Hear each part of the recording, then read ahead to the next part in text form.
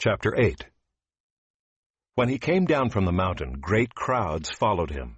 And behold, a leper came to him and knelt before him, saying, Lord, if you will, you can make me clean.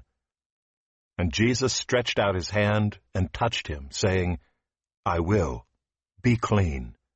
And immediately his leprosy was cleansed.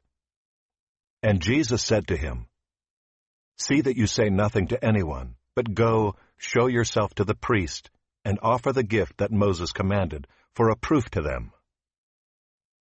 When he had entered Capernaum, a centurion came forward to him, appealing to him. Lord, my servant is lying paralyzed at home, suffering terribly. And he said to him, I will come and heal him. But the centurion replied, Lord, I am not worthy to have you come under my roof, but only say the word, and my servant will be healed.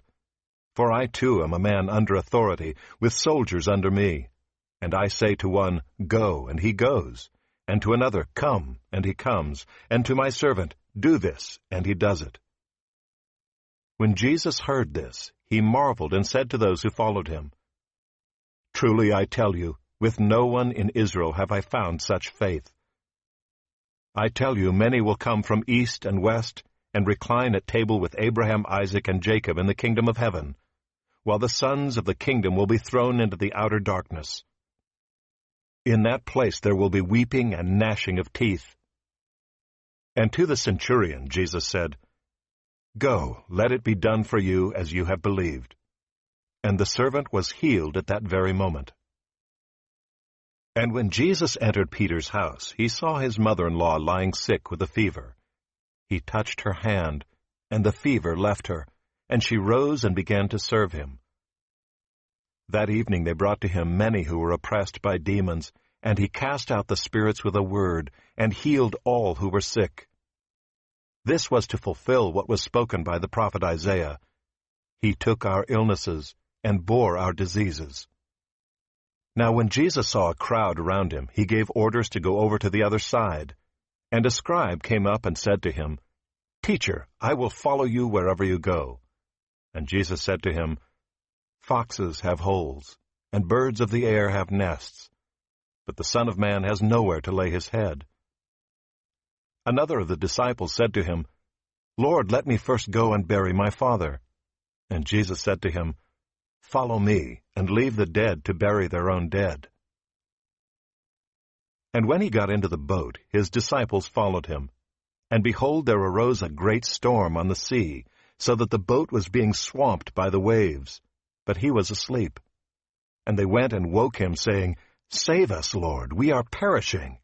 And he said to them, Why are you afraid, O you of little faith? Then he rose and rebuked the winds and the sea, and there was a great calm. And the men marveled, saying, What sort of man is this, that even winds and sea obey him?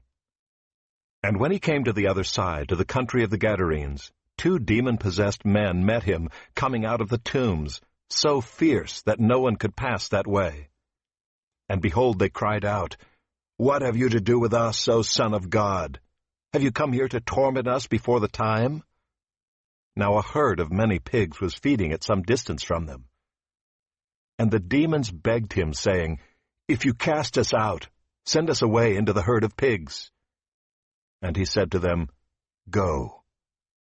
So they came out and went into the pigs, and behold, the whole herd rushed down the steep bank into the sea and drowned in the waters.